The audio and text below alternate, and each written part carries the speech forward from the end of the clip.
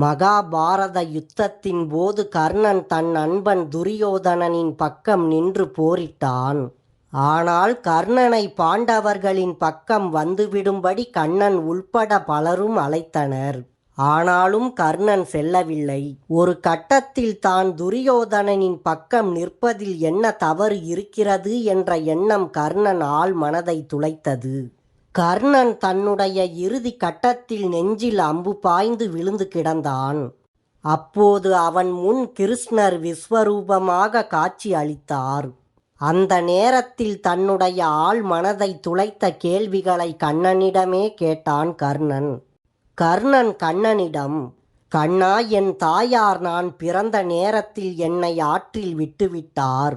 அதனால் நான் முறை தவறி பிறந்த குழந்தை என்ற அவ பெயருக்கு ஆளானேன். இது என் தவறா?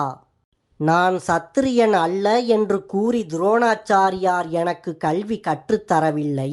இது என் தவறா? பரசுராமர் எனக்கு அனைத்தும் கற்றுக் கொடுத்தார்.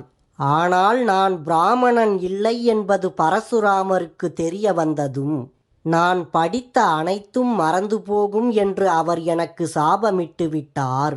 இது என் தவறா? ஒரு பசு தற்செயலாக என் அம்பு மூலம் தாக்கப்பட்டது. ஆனால் அந்த பசுவின் உரிமையாளர் அதற்காக என்னை சபித்தார். திரௌபதியின் சுயம்வரத்தில் நான் தேரோட்டியின் மகன் என்பதற்காக அவமானப்படுத்தப்பட்டேன்.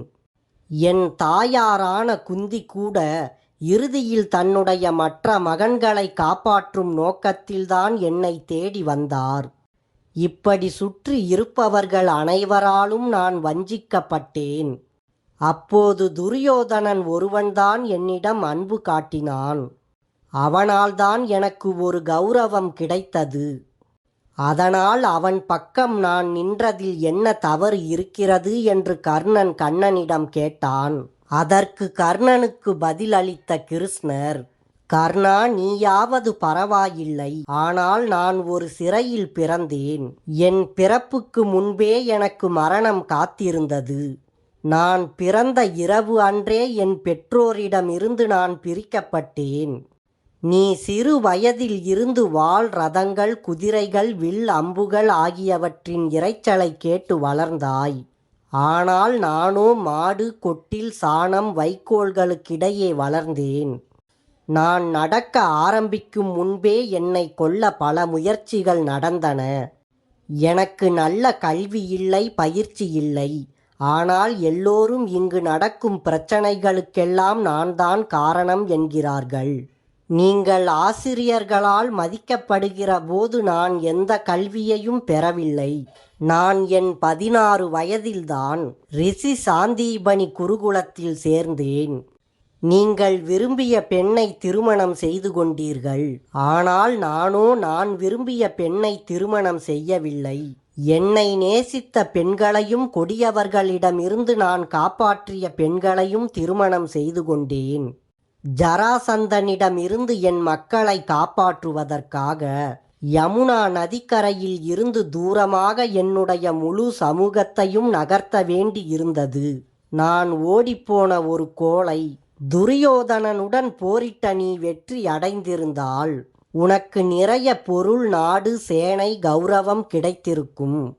ஆனால் நான் பஞ்ச பாண்டவருடன் சேர்ந்து யுத்தம் செய்ததால் எனக்கு என்ன கிடைக்கும்? கண்ணன்தான் இந்த போருக்கு காரணம் என்ற குற்றச்சாட்டு மட்டுமே எனக்கு மிஞ்சும். ஆனால் கர்ணா, ஒன்றை நினைவில் கொள். ஒவ்வொருவர் வாழ்க்கையிலும் சவால்கள் நிரம்பியுள்ளன. வாழ்க்கை எப்போதுமே இலகுவாகவும் எளிதாகவும் இருப்பதில்லை. ஆனால் மனசாட்சிப்படி தர்மத்தின் பக்கம் நிற்பதே சரியானது. எத்தனை முறை நாம் ஏமாற்றப்பட்டோம், எத்தனை முறை நாம் அவமானப்படுத்தப்பட்டோம், எத்தனை முறை நாம் வீழ்ச்சி அடைகிறோம் என்பது முக்கியமல்ல. அந்த நேரத்தில் நாம் எப்படி மீண்டு எழுந்தோம் என்பதே முக்கியம். நம் வாழ்க்கையில் நடக்கும் தவறுகள் நம்மை தவறான பாதையில் செலுத்துவதற்கான உரிமையை பெற்று தருவதில்லை. நம் வாழ்க்கையில் கரடு முரடான பாதை இருக்கலாம். அவற்றை காயப்படாமல் கடப்பது பாதுகைகளால் அல்ல, நாம் கவனமாக எடுத்து வைக்கும் அடிகளால் மட்டுமே என்றார் கண்ணன்.